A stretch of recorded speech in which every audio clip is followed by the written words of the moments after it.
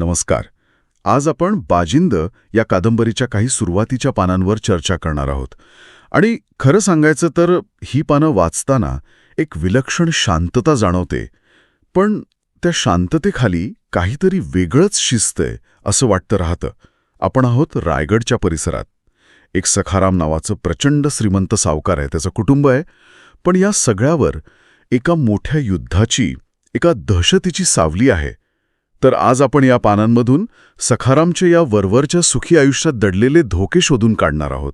हो, आणि धोके हा शब्द इथे खूप महत्वाचा आहे. कारण ही पानं आपल्याला फक्त एका व्यक्तीची गोष्ट नाही सांगत, तर त्या काळातील परिस्थिती किती स्फोटक होती याचा अंदाज देतात. म्हणजे बघा ना, एका बाजूला सखारामची ती अफाट वैयक्तिक श्रीमंती आहे आणि दुसऱ्या बाजूला राजकीय अस्थिरता, भीती.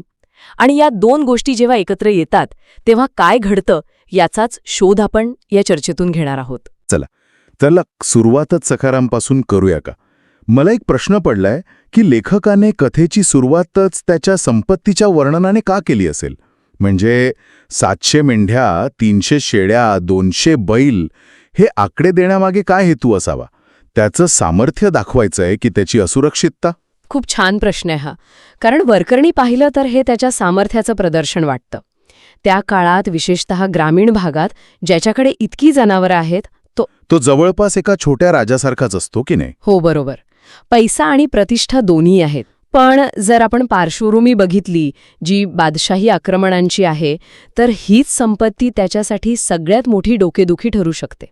कारण अशा अस्थिर काळात जिथे कायदा आणि सुव्यवस्था नावालाच उरलेली असते, तिथे अशी संपत्ती म्हणजे लुटारूंना आणि शत्रूंना एक उघडं आमंत्रण देण्यासारखं आहे.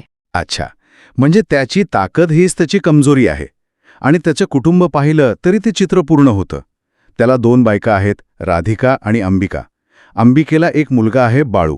म्हणजे कौटुंबिकदृष्ट्या तो स्थिरस्थावर दिसतोय. हो, पण त्या वर्णनातही एक सूक्ष्म तणाव दडलेला आहे असं मला वाटतं. असं म्हटलंय की राधिकेला मुलंबाळं नव्हती म्हणून अंबिका घरात कारभारीण म्हणून आली. हो, बरोबर. या एका वाक्यातून त्या काळातील सामाजिक दबाव दिसतो. वंश चालवण्यासाठी, वारसा हक्कासाठी दुसरा विवाह करणं ही एक गरज होती. म्हणजे सखारामचं आयुष्य बाहेरून कितीही परिपूर्ण वाटत असलं तरी त्यालाही सामाजिक चौकटीत राहूनच निर्णय घ्यावे लागले आहेत. तुम्ही परिस्थितीचा उल्लेख केला तर त्यावरच येऊया. सखारामच्या या वैयक्तिक आयुष्याच्या पलीकडे रायगड परिसरावर एका मोठ्या संकटाची छाया आहे. बादशाही आक्रमण होऊन गेलंय, पाऊस पडून सगळीकडे हिरवळ झालीये, पण लोकांच्या मनातली भीती गेलेली नाही. बरोबर. आणि ती भीती व्यक्त करण्यासाठी लेखकाने एक जबरदस्त शब्द वापरला आहे, मढी. मढी हे नवे दुखणे रायगड परिसराला जडले. ही ओळ ही फक्त काही मृतदेहांबद्दल नाहीच. मढी हे इथे केवळ भीतीचं प्रतीक नाही, तर ते ढासळलेल्या कायदा सुव्यवस्थेचं आणि राजसत्तेच्या दुर्लक्षाचं एक जिवंत उदाहरण आहे. विचार करा, जेव्हा लोकांना रोज सकाळी उठल्यावर कड्यावरून कोणीतरी ढकलून दिलेले मृतदेह दिसतात तेव्हा राजावरचा त्यांचा विश्वास कसा राहील? म्हणजे सरकार किंवा जे कोणी राजे आहेत ते आपलं संरक्षण करू शकत नाहीत ही भावना बळावते. अगदी बरोबर. आणि मग लोक स्वतःच्या संरक्षणासाठी टोकाचे निर्णय घेऊ लागतात. याच असुरक्षिततेतून सखारामचा तो महाराजांना भेटायला जाण्याचा निर्णय आलेला आहे. तो फक्त एक श्रीमंत सावकार नाहीये, त्याला राजकीय परिस्थितीची जाण आहे. त्याला कळते आहे की त्याचीही हजारो जनावर आणि संपत्ती राजाच्या संरक्षणाशिवाय शून्य आहे. सखाराम एका राजकीय संकटातून मार्ग काढण्याचा विचार करत असतानाच त्याच्या दारात एक वेगळंच संकट उभं राहतं. आणि तेही थेट टकमाकावरून. म्हणजे ज्या टकमाक टोकावरून रोज मढी खाली येत होती तिथून एक जिवंत माणूस खाली उतरलाय. ही एक अत्यंत नाट्यमय घटना आहे. विचार करा, ज्या जागेला लोकांनी मृत्यूचं ठिकाण मानलंय तिथून एक माणूस जिवंत परत येतो. आणि तो कोणी सामान्य माणूस नाही, तो मराठेशाहीचा फितूर आहे. म्हणजे तो राज्याचा गुन्हेगार आहे. हो. आणि तो खाली आल्या आल्या कोणाला शोधतोय? तर सखारामला. हे सगळं खूपच संशयास्पद आहे. पण मला हेच कळत नाहीये की तो फितूर थेट सखारामकडेच का आला? म्हणजे अख्ख्या गावात त्याला हा एकच माणूस कसा सापडला? आणि सखारामने सकाळी जाऊन पाहिलं होतं तेव्हा त्याला तिथे कोणीच दिसलं नव्हतं. मग हा माणूस अचानक कुठून प्रकट झाला? तुमचा मुद्दा बरोबर आहे, पण मला इथे एक वेगळी शक्यता जाणवते. कदाचित सखारामने त्याला पाहिलं नसेल, पण त्याने सखारामला पाहिलं असेल. अच्छा. तो वर कुठेतरी लपून बसला असेल आणि गावातला सर्वात महत्वाचा माणूस म्हणून त्याने सखारामला हेरलं असेल. किंवा आणि ही अधिक धोकादायक शक्यता आहे. या दोघांमध्ये काहीतरी जुना संबंध असू शकतो ज्याची आपल्याला कल्पना नाही. काही असो, एका फितूर माणसाला आश्रय देणं म्हणजे थेट राजद्रोहाचा गुन्हा आहे. सखाराम आता एका अशा चक्रात अडकला आहे जिथे तो हो म्हणाला तरी मरणार आणि नाही म्हणाला तरी मरणार. बापरे.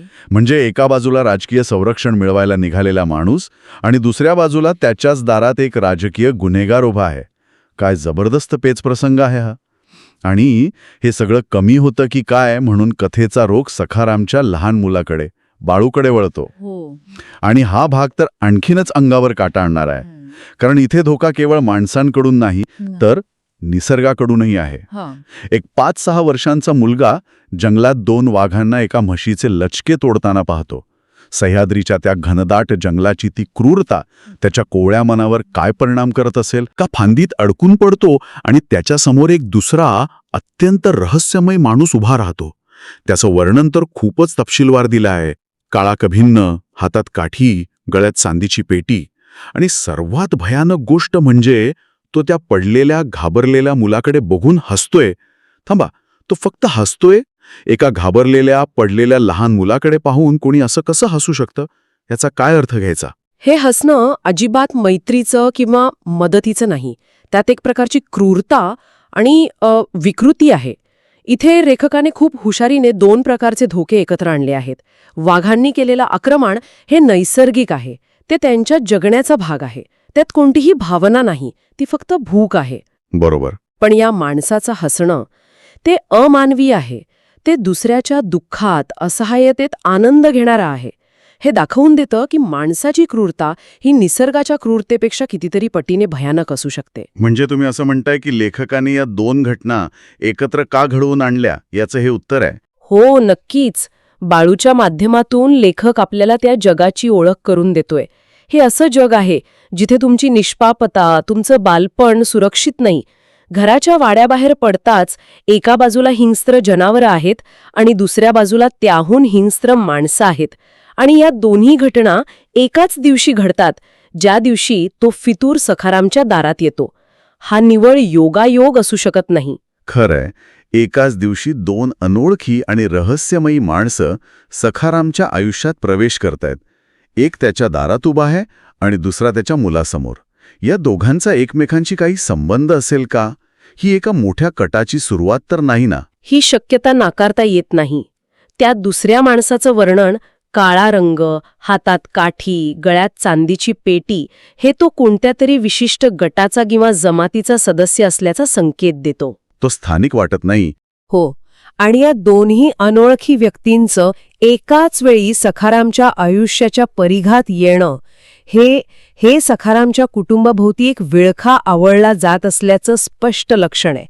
त्याला अजून याची कल्पनाही नाहीये, पण धोका त्याच्या दारापर्यंत नाही तर थेट त्याच्या मुलापर्यंत पोचलाय. तर या सगळ्याचा अर्थ काय लावायचा? आपल्यासमोर एक असा माणूस आहे जो श्रीमंत आहे पण असुरक्षित आहे.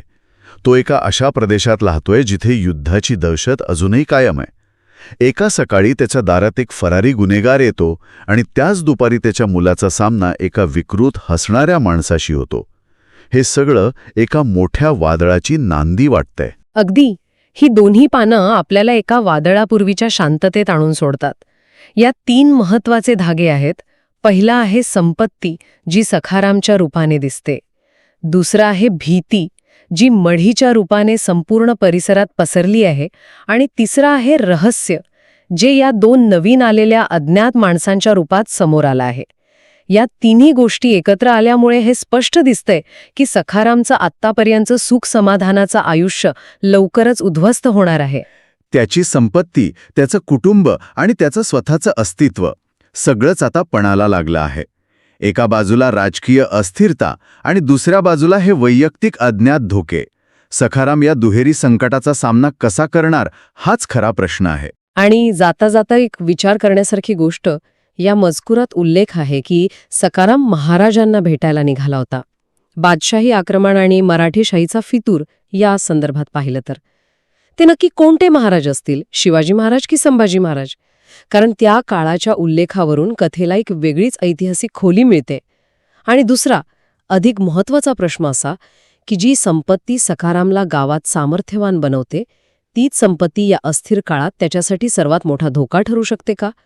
आणि त्याचा घात करणारे बाहेरचे शत्रू असतील की त्याच्या जवळ आलेले मदतीचं नाटक करणारे हे अज्ञात लोक?